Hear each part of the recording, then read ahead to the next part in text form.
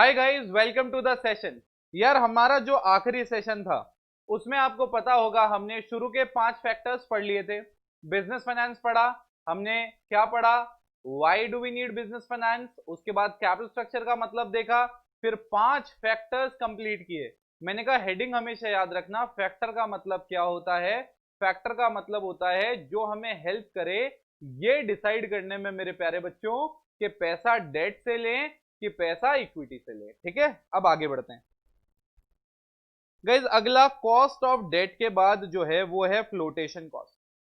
मैं आपको बता दूं गाइज, सबसे पहले फ्लोटेशन कॉस्ट क्या होती है। फ्लोटेशन कॉस्ट आप समझने की कोशिश करें।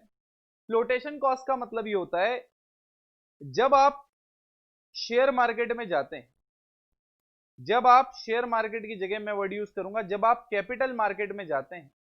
कैपिटल मार्केट, जब आप कैपिटल मार्केट में जाते हैं और आप चाहते हैं कि जो सिक्योरिटी आप इशू कर रहे हैं वो लिस्टेड हो। क्या बोला मैंने? जो भी सिक्योरिटी आप लिस्ट कर रहे हैं वो क्या हो? लिस्टेड हो। मैंने आपको लास्ट लेक्चर में बता दिया था, मैं जब लिस्टेड बोल रहा हूं इसका मतलब स्टॉक एक्सचेंज पे खरीदी बेची जाती है। तो मैंने कहा यार जब पैसे लेने आप सिक्योरिटी मार्केट में जा रहे हो, लिस्टेड सिक्योरिटी के तौर पे आप जा रहे हो, तो भैया सेबी आ जाती है बीच में। नाम है security exchange board of India. इसकी अहमियत आप अगले चैप्टर में जो फाइनेंशियल मार्केट जब आप पढ़ोगे तब समझोगे कि ये क्या चीज है। मैंने कहा ये जो सेबी है ना, security exchange board of India, मैं बता दूं आपको, इसने बहुत सारे प्रोविजंस बना रखे हैं, इसने बहुत सारे रूल्स बना रखे हैं, बहुत सारी रेगुलेशंस बना रखी हैं। तो आपको उनके साथ कंप्लाई करना पड़ता है। यार जब आपने बहुत सारे रूल्स बना रखे हैं, रेगुलेशंस बना रखी हैं, तो ऑटोमेटिकली क्या होगा, इस प्रोसेस में कॉस्ट भी आएगी। ध्यान से देखना, मैंने कहा इस प्रोसेस में आपकी कॉस्ट भी लगेगी। तो बेसिकली जो कॉस्ट आपको सिक्योरिटीज लिस्ट कराने में स्टॉक मार्केट में लगता है, मतलब अगर आप लिस्टेड सिक्योरिटी के थ्रू जब पैसा रेस करते हो तो उस समय जो आपकी कॉस्ट लगती है, हम कहते हैं वो जो हमारी कॉस्ट है वो हमारी फ्लोटेशन कॉस्ट है। क्या है बेटा? हमारी फ्लोटेशन कॉस्ट। तो भैया अब जब ये लिस्टेड सिक्योरिटी इशू करने की हमारी कॉस्ट मतलब फ्लोटेशन कॉस्ट, अगर ये फ्लोटेशन कॉस्ट ज्यादा होगी, देखो मेरे प्यारे बच्चों ये फ्लोटेशन कॉस्ट क्या होगी? ज्यादा होगी। ध्यान से देखना, अब पूरा डिटेल में अपने समझा है क्या होता है, मतलब अब ध्यान से देखो। मैंने कहा अगर ये मेरी फ्लोटेशन कॉस्ट क्या होगी? ज्यादा होगी, तो ऑटोमेटिकली मैं लिस्टेड सिक्योरिटीज के थ्रू लोन नहीं लूंगा, मतलब लिस्टेड सिक्योरिटी के थ्रू पैसा नहीं उठाऊंगा। मैं फाइनेंशियल इंस्टीट्यूशन में जाके सीधा लोन ले लूंगा, क्योंकि वहां पे तो जाके लिस्टेड सिक्योरिटी इशू करके तो पैसा ज्यादा लगेगा। तो इसलिए क्या मतलब है, मैं कहां चले जाऊंगा? फाइनेंशियल इंस्टीट्यूशन के पास। आप ध्यान से देखना बेटा, ऊपर मैंने हेडिंग क्या डाली है? डेट और इक्विटी। बट यहां पे मैंने स्पेशली अलग से लिखा है लोन फ्रॉम फाइनेंशियल इंस्टीट्यूशन, क्योंकि जब आप फ्लोटेशन कॉस्ट को समझाओगे तो आप कभी भी डेट या इक्विटी लेके मत समझाना। डेट और इक्विटी लेके मत समझाना, वापस कह रहा हूं। आपको हमेशा और हमेशा बच्चों ये बोलना है कि जब भी आपकी फ्लोटेशन कॉस्ट ज्यादा होगी तो आप कहां जाओगे? फ्लोटेशन कॉस्ट ज्यादा होगी तो आप लोन फ्रॉम फाइनेंशियल इंस्टीट्यूशन लोगे। वहीं अगर आपकी फ्लोटेशन कॉस्ट कम होगी तो आप लिस्टेड सिक्योरिटी लोगे। गाइज आपको पता होगा जो हमने ऊपर के 5 पढ़े थे ना, उसमें हम ये बोल रहे थे कि ये कम होगा या ज्यादा होगा तो हम डेट या इक्विटी पे जाएंगे। यहां पे ऐसा नहीं करना। यहां पे फ्लोटेशन कॉस्ट है जो कि लिस्टेड से कनेक्टेड है, तो आप हमेशा क्या यूज करोगे कि अगर फ्लोटेशन कॉस्ट ज्यादा है तो फाइनेंशियल इंस्टीट्यूशन से पैसा लेने जाएंगे, अगर फ्लोटेशन कॉस्ट कम है, कम पैसा लगता है, तो हम लिस्टेड पे चले जाएंगे। अरे यस के नो यार? चलो अब मैंने कहा इसी से कनेक्टेड एक और है, वो भी पहले साथ साथ ही कर लेते हैं, वो भी साथ साथ ही कर लेते हैं। ये देखो 12th वाला पॉइंट। कौन सा वाला पॉइंट बेटा? 12th वाला पॉइंट दिख रहा है? 12th वाला पॉइंट मतलब क्या लिखा है? Regulatory framework. रेगुलेटरी फ्रेमवर्क का मतलब ये होता है रेगुलेशन। रेगुलेशंस मतलब रूल्स। मतलब आपको क्या प्रोसीजर फॉलो करना है। अब अगर यार ये जो रेगुलेटरी फ्रेमवर्क जो है, अगर वो रेगुलेटरी फ्रेमवर्क हमारा जो है वो बहुत ही ज्यादा टाइट है, जैसे मैंने आपको क्या बताया था अभी वाले पॉइंट में, मैंने कहा था यहाँ पे सेबी के रूल्स होते हैं, रेगुलेशंस होते हैं। तो भैया ये रेगुलेशंस और रूल्स बहुत ज्यादा टाइट हैं, बहुत ज्यादा स्ट्रिक्ट हैं। तो यार ये वाला मोड तो डिफिकल्ट हो सकता है, लिस्टेड सिक्योरिटी वाला। तो आपको इसमें भी यही आंसर देना है, इसमें आपको यही आंसर देना है कि अगर जो रेगुलेटरी फ्रेमवर्क है, अगर वो बहुत ज्यादा टाइट है, मतलब रेगुलेटरी फ्रेमवर्क देख सकते हो ये ऊपर वाला एरो, मतलब रेगुलेटरी फ्रेमवर्क ज्यादा है, तो भैया लिस्टेड पे मत जाओ, फाइनेंशियल इंस्टीट्यूशन के पास जाके चुपचाप पैसा ले लो। मैंने कहा बट अगर रेगुलेटरी फ्रेमवर्क कम है, ज्यादा रूल्स नहीं है, ज्यादा रेगुलेशन नहीं है, आराम से जाके ले सकते हो पैसा लिस्टेड सिक्योरिटी से, तो लिस्टेड सिक्योरिटी पे जाओ। स्टोरी समझ में आ रही है? हेडिंग याद करो, वापस हेडिंग याद करो। हेडिंग थी फैक्टर्स, मतलब ये सारी चीजें हेल्प करेंगी कि डेट पे जाएं, इक्विटी पे जाएं, लिस्टेड पे जाएं या फाइनेंशियल इंस्टीट्यूशन पे जाएं। ठीक है, आपको ये हेल्प कर रही है।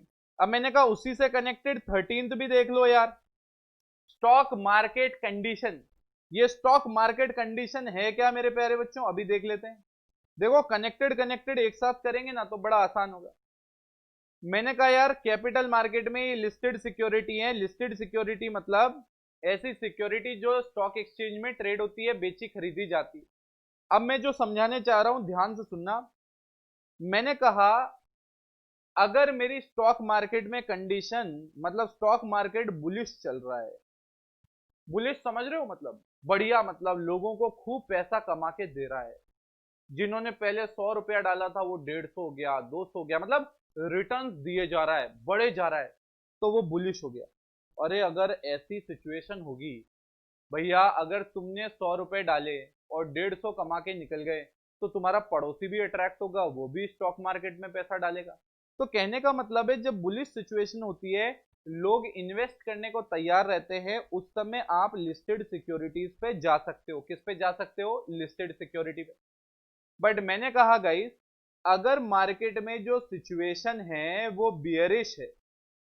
कैसी है? बियरिश। बियरिश मतलब मार्केट गिरा हुआ है, तुम्हारे पड़ोसी ने 1 लाख रुपए डाले थे, 1000 रुपए रह गए, क्या तुम लिस्टेड सिक्योरिटी में पैसा डालोगे? नहीं। तो भैया अगर हालात ऐसे हैं कि लोग मार्केट में इन्वेस्ट करने को तैयार है, तो लिस्टेड में जाओ, अदर नहीं है तो भैया कटोरा लेके कहाँ चले? फाइनेंशियल इंस्टीट्यूशन के पास। क्लैरिटी है गई? देखो एक जैसे जो पॉइंट थे वो हमने कवर कर लिए, अब चलते हैं वापस कहाँ, जहां छोड़ा था, वहां जहां छोड़ा था। एक बार वो स्टॉक मार्केट वाला दिखा देता हूं तुम्हें, एक बार चेक कर लो उसको फुल स्क्रीन पे।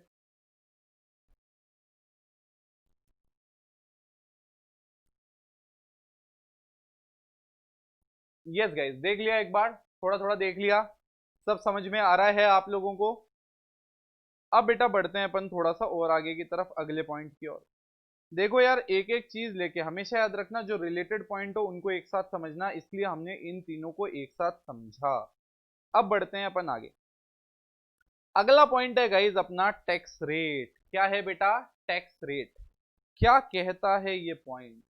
गाइज मैं आपको बताता हूं, एक सीक्वेंस बताता हूं पहले। मैंने कहा आपने सुना होगा कि एक एक सीक्वेंस आपने देखी होगी, नहीं देखी तो मैं आपको बता देता हूं, डोंट वरी। मैंने कहा नॉर्मली आपने लेट से 1000 रुपए का माल बेचा, उस माल को बेचने के लिए आपकी कॉस्ट ऑफ गुड्स सोल्ड लगी और वो लगी लेट से 300 रुपए की।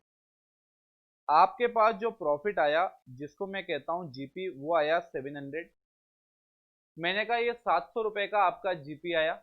अब मैंने कहा इसमें से आपके अदर एक्सपेंसेस माइनस किए। मैंने कहा क्या माइनस किए? अदर एक्सपेंसेस, और कोई अदर इनकम है नहीं, तो मैंने कहा लेट्स से 200 माइनस किए। तो मेरे पास यहाँ पे जो बचा, जिसको मैं कहूंगा earning before interest and taxes, मतलब ये वो अर्निंग है जिसमें से अभी इंटरेस्ट माइनस नहीं हुआ, जिसमें से अभी टैक्स माइनस नहीं हुआ। ठीक है, तो मैंने लास्ट वाले लेक्चर में जब इंटरेस्ट कवरेज रेशो आपको बताया था तो मैं कह रहा था ना कि ईबीआईटी लेते हैं हम। क्यों लेते हैं? क्योंकि ये पैसा अवेलेबल होता है और इसमें से सबसे पहले इंटरेस्ट माइनस होता है। ठीक है, तो मैंने कहा दो अलग अलग कंपनी है। अब क्या बता देता हूं मैं, इसी एग्जांपल को अब अपन नेक्स्ट लेवल पे लेके जाते हैं। मैंने कहा दो कंपनी है, दोनों कंपनी डिट्टो सेम है। दोनों कंपनी डिट्टो क्या है? सेम है। जब दोनों कंपनी डिट्टो सेम है, जब दोनों कंपनी डिट्टो सेम है तो सिचुएशन क्या होगी, कैसे होगी? मैंने कहा ध्यान से देखना। मैंने कहा ये है कंपनी ए और ये है कंपनी बी। मैं कहता हूं ये जो कंपनी ए है ना, ये कंपनी ए जो है इसके पास डेट है। इसने जो भी पैसा था वो किससे लिया? As a owner. तो इंटरेस्ट आएगा इसका? नहीं आएगा। तो मैंने कहा ये जो पैसा है इसको मैं कहूंगा अर्निंग बिफोर टैक्सेस। क्या कहूंगा गाइज मैं? Earning before taxes. कितना आई अर्निंग बिफोर टैक्सेस? 500। मैंने कहा ये जो 500 आया अर्निंग बिफोर टैक्सेस, इसमें से मैं माइनस करूंगा टैक्स। लेट्स अज्यूम टैक्स है 50%। कितना है? 50। तो यहां पे टैक्स कितना देना पड़ेगा? 250।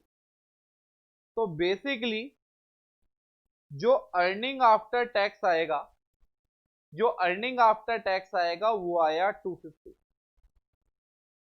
यार यहां तक क्लियर है ना? यार यहां तक तो बड़ा आसान था। मैंने सिर्फ क्या किया है? रीड्रॉ किया है। अगर आपने पीएनएल वगैरह कभी देखा होगा, मैंने रीड्रॉ किया और कुछ नहीं किया, कोई रॉकेट साइंस नहीं लगाई। मैंने कहा ये दूसरी वाली कंपनी, इसने इंटरेस्ट पे किया लेट्स से 300 रुपीज का। तो 300 रुपीज का इसके ऊपर इंटरेस्ट आया, तो इसका टैक्स से पहले प्रॉफिट कितना आया? 200। मैंने कहा जो टैक्स पेमेंट होगा वो तो ईबीटी पे होता है। तो यहां पे जब टैक्स पे करेंगे 50%, तो सिर्फ पे करेंगे 100। कितना पे करेंगे? 100। मैंने कहा ये आ गया अर्निंग आफ्टर टैक्सेस। मैंने कहा हमें इससे अभी कोई मतलब नहीं, मेरे को कंपेयर ये दो को कराना है। तो मैं ये कहना चाहता हूं गाइज, अगर मैं यहां पे टैक्स को कंपेयर करूं तो आप मुझे बताओ टैक्स कौन से केस में ज्यादा आया और कौन से केस में कम? मैं कह सकता हूं ए वाले टैक्स में, ए वाली कंपनी में टैक्स ज्यादा आया। क्यों ज्यादा आया? क्योंकि earning before interest and taxes बराबर होने के बावजूद, क्या बोला मैंने? क्या बोला? Earning before interest and taxes बराबर होने के बावजूद ये जो ए कंपनी है इसके पास इंटरेस्ट नहीं है। तो इंटरेस्ट एक टैक्स डिडक्टेबल एक्सपेंस होता है। क्या बोला मैंने? क्या बोला? Tax deductible expense. मतलब इंटरेस्ट माइनस होता है, उसके बाद जो आता है उस पर टैक्स दिया जाता है, मतलब टैक्स डिडक्टेबल एक्सपेंस है। मतलब टैक्स पे करते वक्त हम जो अमाउंट निकालते हैं इंटरेस्ट पहले माइनस होता है। तो ऑब्वियसली ऑब्वियसली जब इंटरेस्ट, क्या होगा बेटा, यहां पे अगर इंटरेस्ट नहीं है और यहां पे इंटरेस्ट है, तो अगर इंटरेस्ट होगा जो कि टैक्स डिडक्टेबल होता है, तो जो इनकम होगी वो कम होगी और उसकी वजह से टैक्स में सेविंग होती। क्या होगी? टैक्स में सेविंग। तो जब यार आप ये डिसाइड कर रहे हो कि हमें पैसा डेट से लेना है कि इक्विटी से, तो टैक्स रेट भी एक बहुत इंपॉर्टेंट फैक्टर होता है। अरे कोई कंट्री जिसमें टैक्स रेट बहुत ज्यादा है, 70% टैक्स रेट है, तो भैया ऐसे केस में जो भी पैसा उठा रहे हो डेट से उठाओ, क्योंकि डेट को आप जो भी इंटरेस्ट दोगे ना उस पर भी आपका टैक्स बचेगा। क्लियर है? तो इसलिए हमने ये यहां पे पॉइंट समझा। तो मुझे एक बात बताओ, टैक्स रेट का सिंपल सा फंडा है, टैक्स रेट ज्यादा है तो डेट, टैक्स रेट कम है तो इक्विटी। स्टोरी समझ में आ गई? यार कॉस्ट ऑफ इक्विटी तो बड़ा आसान है सर। यार ये जो ओनर होता है इसकी कॉस्ट होती ही क्या है? आप तो कुछ भी लिख दिया, आपने बुक वाले ने भी लिख दिया, आपने भी बोल दिया। अरे मेरे प्यारे बच्चों, अभी के लेवल पे हम ये कहते हैं कि जो इक्विटी होती है वो तो ओनर होता है।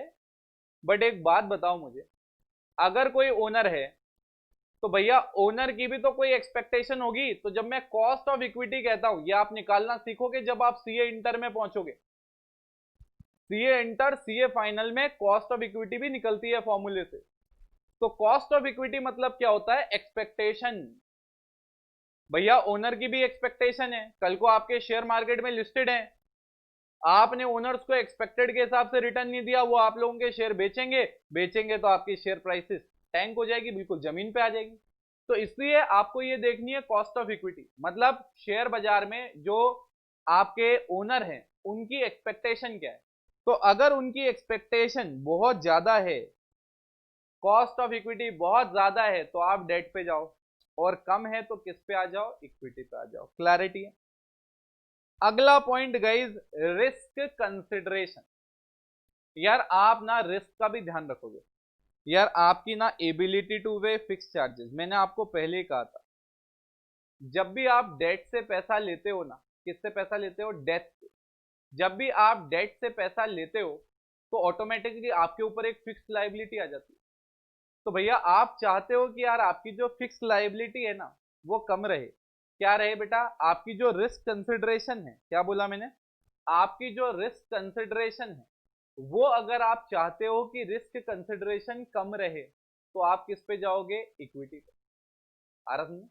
बट अगर आप चाहते हो कि आपकी रिस्क कंसिडरेशन ज्यादा भी हो जाए तो चलेगा, तो आप कहां जाओगे बेटा, आप कहां जाओगे, आप जाओगे मेरे प्यारे बच्चों, आप जाओगे डेट पे। आ रहा समझ। क्योंकि जैसे ही आपने डेट लिया आपकी फिक्स लाइबिलिटी क्या हो गई मेरे प्यारे बच्चों, बढ़ गई। तो जैसे ही फिक्स लाइबिलिटी बढ़ी रिस्क भी बढ़ गई। तो इसलिए आप क्या करो यहाँ पे, ये वैसे उल्टा है तो इसको समझने के लिए वापस वैसे ही कर लो, सिंपल सा। अगर आप अगर आप ये कह रहे हो रिस्क कंसिडरेशन बढ़ जाएगी तो भी चलेगा, तो आप क्या करो, डेट पे चले जाओ। आप चाहते हो कि आपकी रिस्क कंसिडरेशन कम रहे तो आप कहां जाओ, आप इक्विटी पे जाओ। क्लियर है, ये चेंज कर लेंगे अपन इसमें। तो गाइज यहां तक की क्लैरिटी है अपने को। चलो बेटा आगे। आगे अब छोटे छोटे, मैंने क्या कहा था लास्ट लेक्चर में थे ना, वो थे ज्यादा समझने वाले, ये भी समझने वाले हैं बट छोटे छोटे हैं। मैंने कहा अब अगला है फ्लेक्सिबिलिटी। यार फ्लेक्सिबिलिटी मानो, जैसे मैंने कहा यार आईपीए इंस्टीट्यूट है और वहां पे एक, लेट्स से मैं अकेला ओनर हूं, ठीक है, मैंने कहा दूसरे वाले केस में मैंने ओनर में तुम्हें बुला लिया। अब मेरी क्या आदत है, मैंने कहा लेट्स से एक बैच खत्म हुआ और एक बढ़िया सी पार्टी करो यार। आ रहा समझे। तो मैंने कहा यार ठीक है, मैं अकेला हूं तो मैं डिसीजन ले सकता हूं। अब मेरे को क्या यार और थोड़ा सा एक्सपेंड करना था, तो मैंने कहा यार पैसा चाहिए, तो मैंने कहा यार फिक्स चार्ज कौन लेगा, तो हमने क्या किया, साथ में तुम्हें ओनर बना लिया। अब भैया बैच खत्म हुआ, अपनी तो आदत हर साल अपन ने कहा यार बढ़िया पार्टी करते हैं, बढ़िया खाना पीना रखेंगे। अब हुआ क्या, तुमने कहा भैया इसका पैसा कौन देगा, मैंने कहा मतलब क्या है इसका, ऐसा थोड़ी होता है, पैसा लगेगा इसमें, अननेसेसरी हम खर्चा क्यों करें। और क्या होगी, तुम्हारी मेरी तू मैं होगी, अब तुम भैया पार्टी देने नहीं दो। तो कहने का मतलब ऐसा है, आप समझ रहे हो, मतलब मैं आपको कंट्रोल समझा रहा हूं, पहले एग्जांपल कंट्रोल का दे रहा हूं, किसका दे रहा हूं, कंट्रोल का, फिर फ्लेक्सिबिलिटी कनेक्ट करूंगा इससे।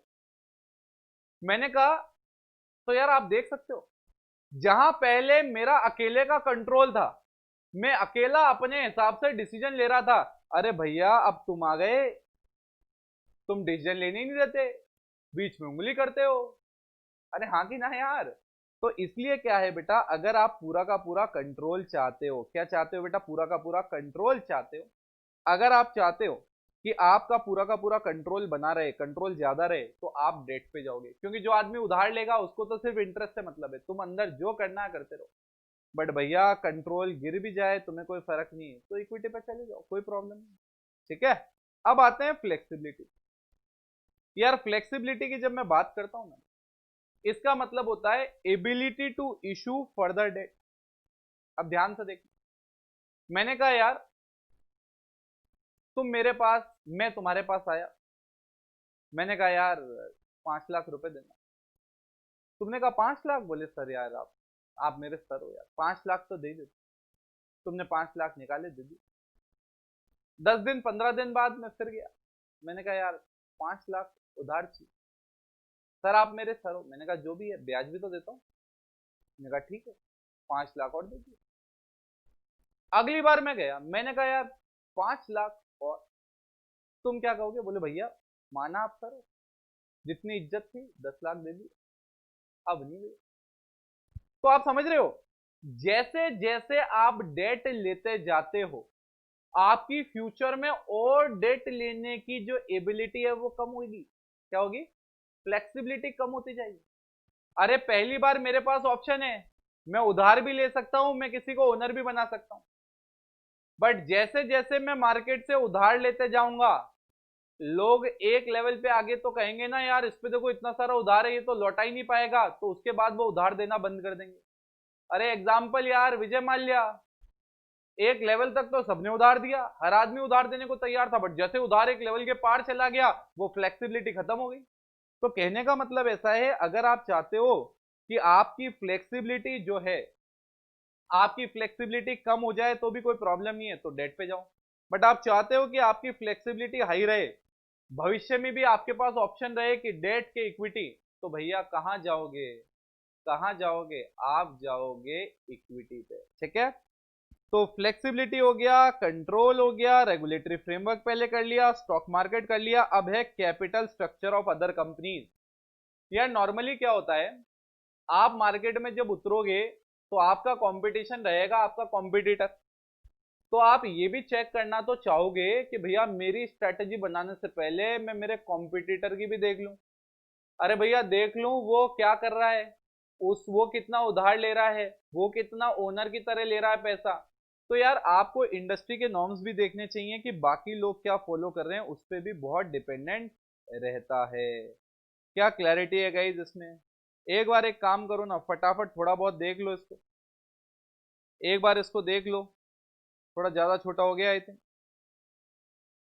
एक बार इसको देख लो, एक बार फुल स्क्रीन कर रहा हूं, देख लो एक बार इसको।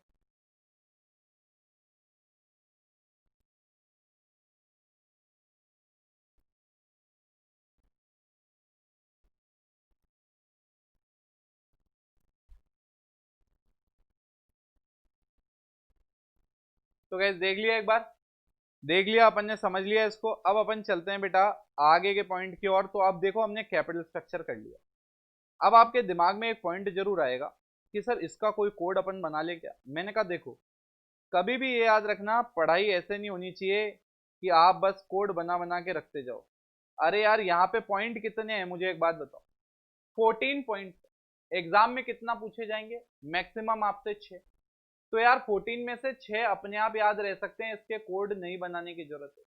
कोड वहां बनाने हैं जहां 6 या 7 पॉइंट है गिनती के, ताकि हमें याद करने में कोई दिक्कत ना हो, कोई भूल ना जाए। तो ऐसा कोड मत बनाना, अपने आप याद रहेगा, मेरी गारंटी। हाँ ये जरूर बात है, जैसे एक एक पे हमने डिटेल रिसर्च की है ना, वैसे आपको एक एक पॉइंट डिटेल में पता होना चाहिए, लॉजिक पता होना चाहिए। ठीक है, लिखने विखने की चिंता मत करो, टेस्ट वेस्ट में सब सिखा दिया जाएगा, अभी सिर्फ समझने पे ध्यान दो, सिर्फ समझने पे। ठीक है, अब मैंने कहा आगे जब बढ़ता हूं ना मैं, आगे जब मैं बढ़ता हूं तो मैंने कहा यार एक बात बताओ, मैंने कहा आपने बाजार से, याद होगा शुरुआत में 100 करोड़ रुपए उठाए थे, कितना उठाया था पैसा? 100 करोड़ रुपए। मैंने कहा यार ये जो बाजार से आपने 100 करोड़ रुपए उठाए ना, ये 100 करोड़ रुपए बड़े इंपॉर्टेंट हैं। अब आपको ये डिसाइड करना पड़ेगा कि भाई ये तो चलो हमने अभी जो बात करी वो ये करी थी कि 100 करोड़ रुपए जो मैंने उठाए, ये मैं कैसे उठाऊंगा, स्ट्रक्चर क्या होगा, डेट होगा कि इक्विटी होगा। मैंने कहा अब ये 100 करोड़ मेरे पास आ गए, अब ये 100 करोड़ मेरे पास आ गए, अब मुझे इसको देखना पड़ेगा कि ये मैं इन्वेस्ट कहाँ करूंगा, मैं कितना फिक्स कैपिटल का पार्ट बनाऊंगा और कितना वर्किंग कैपिटल का पार्ट। अब ध्यान से देखना यार मैं क्या बोल रहा हूं, फिक्स कैपिटल पढ़ेंगे वैसे अपन, मैं बता दूं आपकी जानकारी के लिए, बट एक बार समझ में आना दोनों जरूरी है। ठीक है, मैंने कहा यार, मैंने कहा जो पैसा, क्या कहा मैंने कहा जो पैसा हम इन्वेस्ट कर रहे हैं लॉन्ग टर्म के लिए, जैसे हमने बिल्डिंग में डाल दिया। अब भैया जो बिल्डिंग में पैसा डाला वो तो अब लंबे समय के लिए, ऐसा थोड़ी है 6 महीने में बिल्डिंग बिकेगी वापस पैसा आ जाएगा, नहीं। तो बेसिकली जब आप लॉन्ग टर्म के लिए पैसा डालते हो तो हम कहते हैं कि आप फिक्स कैपिटल में पैसा डाल रहे हो। वहीं आप जब शॉर्ट टर्म के लिए पैसा इन्वेस्ट करते हो तो हम कहते हैं आप वर्किंग कैपिटल के लिए पैसा ले रहे हो। यार ये क्यों जरूरी है आइडेंटिफाई करना कि शॉर्ट टर्म में पैसा कितना चाहिए या वर्किंग कैपिटल में, मतलब लॉन्ग टर्म में कितना चाहिए और शॉर्ट टर्म में कितना चाहिए। क्योंकि जब यहां से आप लोगों से पैसा मांगोगे तो यहाँ पे आप टाइमलाइन भी तो बताओगे। लेट्स से आपने उधार लिया, तो जिस आदमी से उधार लोगे उसको बताओगे तो सही ना, कितने टाइम बाद, लंबे समय बाद दोगे कि थोड़े टाइम बाद ही दे दोगे। आ रहा समझे? तो इसलिए आपको ये दोनों एस्टिमेट करना भी बहुत जरूरी है कि जो पैसा हम ले रहे हैं वो कितना लॉन्ग टर्म में जाएगा, कितना शॉर्ट टर्म में, मतलब कितना फिक्स कैपिटल में इन्वेस्ट होगा, कितना वर्किंग कैपिटल में इन्वेस्ट होगा। क्लैरिटी है? तो मैंने कहा, मैंने आपको मतलब बता दिया। क्या बता दिया? मतलब। अब देखो, फिक्स कैपिटल का मतलब investment in long term assets. क्या है बेटा?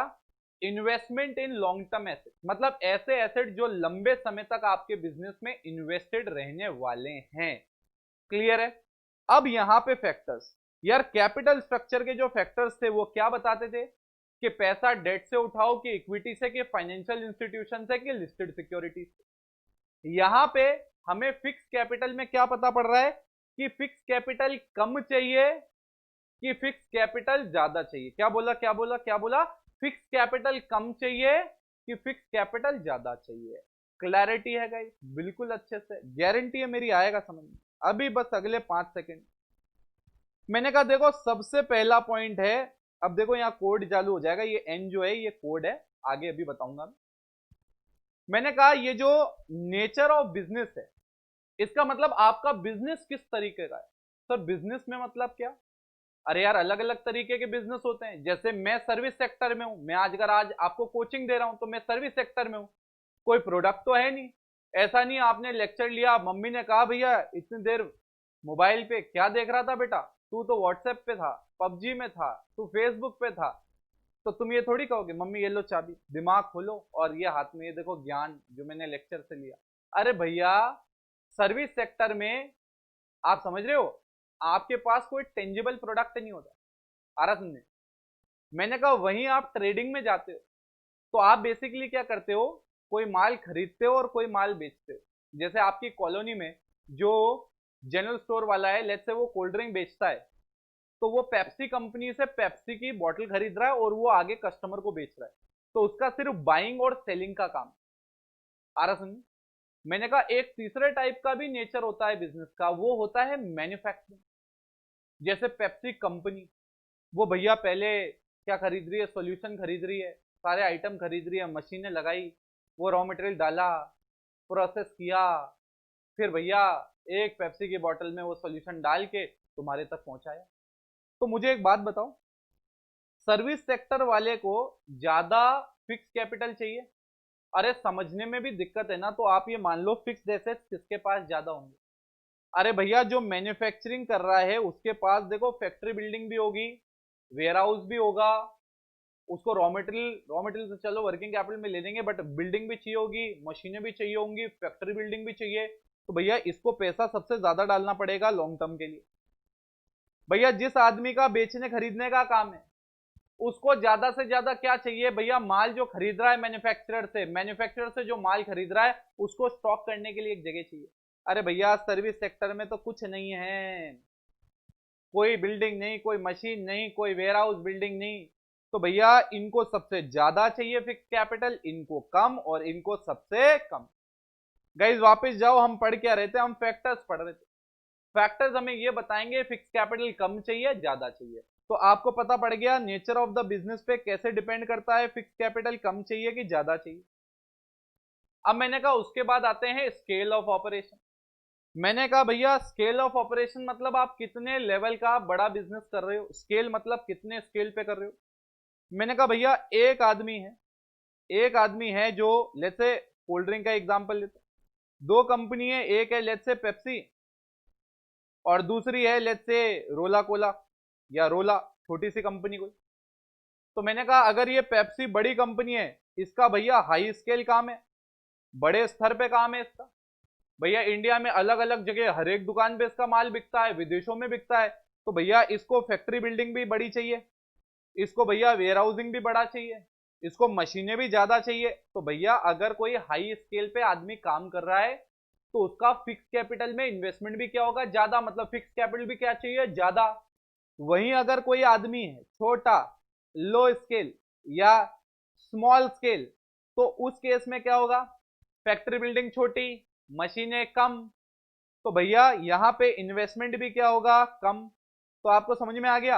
हाई स्केल तो फिक्स कैपिटल ज्यादा, ये देखो मैंने यहाँ पे नोट्स में लिख रखा है ऊपर, more fix capital less fix capital, मैंने यहाँ पे समझा रखा है, यहाँ पे बता रखा है, ध्यान से समझना, ध्यान से सुनना। मैंने कहा यार अगला है ग्रोथ प्रोस्पेक्ट। मैंने कहा यार लेट्स से मैंने और तुमने एक दुकान खोली, आ रहा सुन, लेट्स से मैन्युफैक्चरिंग ही खोली यार, कोल्ड ड्रिंक का सेम एग्जांपल कैरी फॉरवर्ड करते हैं। मैंने कहा मुझे लगता है कि मैं सिर्फ इस लोकेलिटी में अपना माल बेच पाऊंगा। क्या बोला मैंने? मुझे लगता है मैं अपना माल सिर्फ इस लोकेलिटी में बेच पाऊंगा।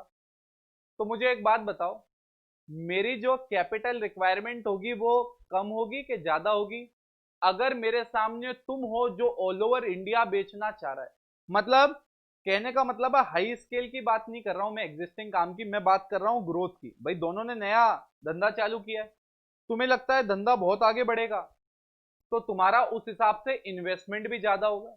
वहीं मुझे लगता है भैया ग्रोथ प्रोस्पेक्ट ज्यादा नहीं है, ज्यादा कुछ ऐसा रिटर्न नहीं मिलेगा, तो उस केस में क्या होगा मेरे प्यारे बच्चों, मेरा इन्वेस्टमेंट भी कम होगा, मैं कम इन्वेस्टमेंट करूंगा क्योंकि मैं एक्सपेक्ट कर रहा हूं कि मार्केट क्या होगा, श्रिंक होगा। क्लियर है? एक बार तीनों को देखो फुल स्क्रीन पे, फिर आगे कंटिन्यू करते हैं। तो गाइस देखा आपने, अब मैंने कहा उसके आगे देखते हैं, उसके आगे देखते हैं क्या है। अब है बेटा चॉइस ऑफ टेक्निक। सबसे पहले समझो ये टेक्निक क्या होती है। अरे टेक्निक मतलब आपके काम करने का तरीका। मैंने कहा आपकी फैक्ट्री में जो काम होता है ना, उसमें ना लेबर ज्यादा लगती है। अरे भैया लेबर ज्यादा काम कर रही है तो भैया नॉर्मली क्या होता है, आपके यहां मशीनरी में इन्वेस्टमेंट कम होगा। मैंने कहा ऑन द कॉन्ट्ररी आपका धंधा ऐसा है जिसमें कैपिटल इन्वेस्टमेंट ज्यादा है, मतलब मशीनों पे ज्यादा खर्चा हो रहा है, तो भैया अगर आप कैपिटल इन्वेस्ट ज्यादा करोगे, मशीनों पे ज्यादा पैसा डालोगे, तो फिक्स कैपिटल भी ज्यादा चाहिए ना यार। वहीं अगर लेबर इंटेंसिव आपका काम है तो फिक्स कैपिटल क्या चाहिए होगी, कंपैरेटिवली आपको कम चाहिए। क्लियर है? समझ में आ रहा है? देखो यार कैपिटल स्ट्रक्चर समझते ही फिक्स कैपिटल और वर्किंग कैपिटल आसानी से समझ में आता है, ये याद रखना। कैपिटल स्ट्रक्चर टच पॉइंट था इसका, क्योंकि एक बार टॉपिक के कनेक्ट हो जाते हैं। मैंने कहा उसके बाद है टेक्नोलॉजी अपग्रेडेशन। टेक्नोलॉजी अपग्रेडेशन का मतलब ये होता है आपका ये जो बिजनेस है इसमें टेक्नोलॉजी कितनी बार चेंज होती है। जैसे मैंने कहा वो जेरोक्स मशीन वाला एग्जांपल दिया था, मैंने कहा लेट्स से आपको हर 2 साल में मशीनें बदलनी पड़ती हैं, तो भैया हर 2 साल में मशीनें बदलनी पड़ेगी तो बार बार कैपिटल का इन्वेस्टमेंट होगा। पहले आपने डाला 2 लाख, फिर मशीन चेंज हुई, फिर डाला 2 लाख, फिर मशीन चेंज हुई, फिर डाला 2 लाख, तो यार आप जो ये बार बार पैसा डाल रहे हो, आप ये जो बार बार इन्वेस्टमेंट कर रहे हो, तो फिक्स कैपिटल भी ज्यादा लग रही है। तो भैया जिस धंधे में कैपिटल टेक्नोलॉजी अपग्रेडेशन फ्रीक्वेंट होता है, मतलब बार बार टेक्नोलॉजी अपग्रेड करनी पड़ती है, वहां फिक्स कैपिटल भी ज्यादा चाहिए। और जहां टेक्नोलॉजिकल अपग्रेडेशन कम होता है वहां कैपिटल का इन्वेस्टमेंट भी गाइस क्या होगा, कम होगा। अरे आ रहा है क्या यार? अरे आएगा ही आएगा। लॉजिकली एक एक प्रैक्टिकल अपन रियल लाइफ एग्जांपल देखते हुए कर रहे हैं, सवाल ही नहीं होता कि ना है। ठीक है, एक बार इन दोनों को भी देखो फुल स्क्रीन पे। तो गाइज ये आप लोगों ने देख लिया होगा, ये आप लोगों ने समझ लिया होगा। अब आगे बढ़ते हैं यार, अब आगे बढ़ते हैं। तो गाइज आगे कंटिन्यू करते हैं। आई थिंक कैमरा थोड़ा सा इशू कर रहा है, तो let's have the full screen only यार, without camera I think continue कर लेते हैं। तो गाइज मैं यहां पे कह रहा हूं कि मुझे यहां पे अगला पॉइंट है level of collaboration. Level of collaboration का मतलब ये होता है कि जब कुछ लोग मिलकर काम करते हैं, जैसे मैं आपको अभी एग्जांपल से समझाता हूं, आपको 2 सेकंड में समझ में आ जाएगा। देखो बेटा ध्यान से, मैंने कहा है यार अगर लेट्स से एक रोड कंस्ट्रक्ट करवानी है, ध्यान से देखना, एक रोड कंस्ट्रक्ट करनी है और यहां पे एक ए कॉन्ट्रैक्टर है और यहां पे एक बी कॉन्ट्रैक्टर है, 2 लोग हैं। मैंने कहा इसको भी कॉन्ट्रैक्ट मिला एक कोई रोड बनाने का और इसको भी एक कॉन्ट्रैक्ट मिला कोई रोड बनाने का। तो यार ये एक अलग से रोड रोलर लेके आए, समझ रहे हो आप, ये एक अलग से रोड रोलर लेके आए। ये तो एक छोटा सा एग्जांपल है, और भी बहुत सारे मशीनरीज चाहिए होती हैं। तो मैंने कहा ये दोनों अलग अलग लेके आए, इससे बेटर है ये कोलेबोरेशन में अगर मिलके ये अपनी रोड बनाए और इसको जो कॉन्ट्रैक्ट मिला ये अपनी रोड बनाए। तो आप देखो इन दोनों को अलग अलग सामान नहीं खरीदना पड़ेगा। तो मतलब जहां पे भी ये कोलैबोरेशन होती है, आपकी जो फिक्स कैपिटल की रिक्वायरमेंट है, वो फिक्स कैपिटल की रिक्वायरमेंट क्या हो जाती है मेरे प्यारे बच्चों, कम हो जाती है। तो जहां पे मेरी ये फिक्स कैपिटल की रिक्वायरमेंट कम हो जाएगी, ऑटोमेटिकली मेरे लिए क्या है, बेनिफिशियल है यार। मेरे लिए क्या है, ये बेनिफिशियल है। तो मैंने कहा बेनिफिशियल तो है, बट यहां पे ये नहीं पूछा। यहां पे ये पूछा है कि भैया अगर लेवल ऑफ कोलैबोरेशन नहीं होती, मतलब दोनों को अगर अलग अलग लेना पड़ेगा, तो हेडिंग देखो एक बार ऊपर क्या कहती है, ये नो में क्या लिखा हुआ है, मोर फिक्स कैपिटल। तो जहां पे भैया ये आपका कोलैबोरेशन नहीं होगा, कैपिटल क्या चाहिए होगा, ज्यादा। और जहां पे ये कोलैबोरेशन होगा, फिक्स कैपिटल क्या होगा, कम, क्योंकि ये इन्वेस्टमेंट वगैरह आपको फिक्स कैपिटल में क्या करने पड़ेंगे, कम करने पड़ेंगे। मैंने कहा उसके बाद अगला है फाइनेंसिंग ऑल्टरनेटिव। यार लेट्स से आपको ना एक कोई फैक्ट्री बनानी है, और वहां पे फैक्ट्री में आपको ऑब्वियसली बिल्डिंग भी चाहिए, एक जगह भी चाहिए, और दूसरा आपको मशीनें भी चाहिए। ध्यान से देखना, आप समझने की कोशिश करना। मैंने कहा जिस मार्केट में आप ऑपरेट करते हो बहुत ही बढ़िया मार्केट है, और वहां पे जमीनें लीज पे भी अवेलेबल हैं, और ये जो बिल्डिंग, ये जो मशीन है, ये भी लीज पे या रेंटल पे मिल जाती है। तो यार कितना बेनिफिट हो गया। अगर आप मानो कि लीज या रेंटल मिल रहा है, तो आपको खरीदने की कॉस्ट इनकर नहीं करनी पड़ेगी, आपको महीने की छोटी छोटी कॉस्ट देनी पड़ेगी। वहीं अगर ये फाइनेंसिंग ऑल्टरनेटिव अवेलेबल नहीं है, मार्केट में ना तो लीज मिलता है ना रेंटल मिलता है, तो ऑटोमेटिकली आपकी फिक्स कैपिटल रिक्वायरमेंट क्या होगी, ज्यादा हो जाएगी। बताओ मुझे समझ में आ रहा है क्या, समझ में आ रहा है फाइनेंसिंग ऑल्टरनेटिव क्या है। गाइज रिप्लाई करो फटाफट, फाइनेंसिंग ऑल्टरनेटिव समझ में आ रहा है, दिमाग में जा रहा है। मैंने कहा उसके बाद मुझे एक बात बताओ, डाइवर्सिफिकेशन समझ में आ रहा है। डाइवर्सिफिकेशन मतलब आज ही समझा था। यार आप पहले सिर्फ कार बनाते थे, फिर आप टायर बनाने लगे, फिर आप ग्लास भी बनाने लगे। तो भैया जैसे जैसे आप डाइवर्सिफिकेशन बढ़ाते जाओगे, ऑटोमेटिकली आपका फिक्स कैपिटल रिक्वायरमेंट क्या होगा, बढ़ता जाएगा। आपका फिक्स कैपिटल रिक्वायरमेंट क्या होगा, बढ़ता जाएगा। मैंने कहा वैसे अगर आप डाइवर्सिफिकेशन प्लान नहीं करोगे, ना टायर बनाओ ना ग्लास बनाओ, आप सिर्फ गाड़ी बनाते रहो, तो ऑटोमेटिकली आपकी फिक्स कैपिटल रिक्वायरमेंट भी क्या होगी, कम होगी। गाइज मैं आपको वापस कहूंगा हेडिंग से कनेक्ट करो। हेडिंग क्या थी, कि कौन से ऐसे फैक्टर्स हैं जो हमारी फिक्स कैपिटल को हेल्प कर सकते हैं आइडेंटिफाई करने में कि कम चाहिए कि ज्यादा। तो हमने ऐसे ही 8 फैक्टर्स देखे। सर याद कैसे रखेंगे, आपने तो हमें कहा था ऐसे पॉइंटर्स आए तो कोई ना कोई कोड बना लेना ताकि याद रहे। मैंने कहा सुनो, अब सुनो। मैंने कहा इस पूरे चैप्टर की एक थीम है, इस पूरे के पूरे चैप्टर की एक थीम है, और वो है बेटा कौन सी, जो मुंबई अटैक्स हुए थे। आपको पता होगा मुंबई अटैक्स हुए थे, टेररिस्ट लोग आए थे, ताज, ओबरॉय, वहां सब जगह अटैक किया था, सीएसटी स्टेशन पे भी किया था। तो गाइस जब ताज अटैक हो रहे थे ना, ये पूरी की पूरी थीम अपनी उसी पे बनाई हुई है, मुंबई अटैक्स पे। ठीक है, तो स्टार्ट करें। आज हमारा फिक्स कैपिटल वाला तो देख लेते हैं। मैंने आपको क्या बोला, कैपिटल स्ट्रक्चर वाले का कोड की कोई भी जरूरत नहीं है, क्योंकि कैपिटल स्ट्रक्चर वाले में हमारे पास क्या है, हमारे पास कैपिटल स्ट्रक्चर वाले में 14 पॉइंट्स हैं। अपने आप 6 पॉइंट याद रह जाएंगे, अपने आप याद रह जाएंगे। अब सुनना ध्यान से, यहां पे क्या था बेटा, मैंने कहा कोड है देखो NSG,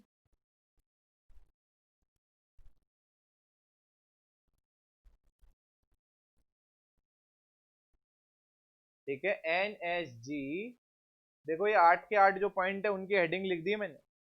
ठीक है, NSG चले ताज कोलाबा फॉर डिफेंस। तो गाइज मैं आपको बता दूं, ये जो NSG है ये नेशनल सिक्योरिटी गार्ड है। तो जब अटैक हुआ था ना, तो इसी फोर्स को बुलाया गया था। तो एनएसजी चले ताज कोलाबा फॉर डिफेंस। फॉर क्या है बच्चों? For defence. जो भैया ताज कोलाबा गए वो किस चीज के लिए? डिफेंस। कौन करने गए? एनएसजी, हमारे जो हैं, हमारी जो नेशनल सिक्योरिटी गार्ड है वो गए। तो गाइस पूरा का पूरा थीम क्लियर है। मुंबई अटैक पे सारे पॉइंट्स अलग अलग, कोई नई, हर पॉइंट में कोई नई थीम लेने की जरूरत नहीं है हमें, और पूरी कहानी की तरह चलेगा। एनएसजी चले ताज कोलाबा फॉर डिफेंस। अब एक एक करो। एन मतलब nature of business. Nature of business में हमने वो मैन्युफैक्चरिंग वाला पढ़ा था, ट्रेडिंग वाला पढ़ा था, सर्विस वाला पढ़ा था। उसके बाद क्या है बेटा? Scale of operation, high scale है कि लो स्केल है या स्मॉल स्केल है। ग्रोथ प्रोस्पेक्ट, आप ये सोच रहे हो ग्रो करोगे कि आप नहीं सोच रहे हो। Choice of technique, labour intensive पे जाओगे कि कैपिटल इंटेंसिव पे जाओगे। टेक्नोलॉजिकल अपग्रेडेशन फ्रीक्वेंट होती है कि नहीं होती। कोलैबोरेशन, लेवल ऑफ कोलैबोरेशन है कि नहीं। फाइनेंसिंग ऑल्टरनेटिव, लीज रेंटल मिलता है कि नहीं।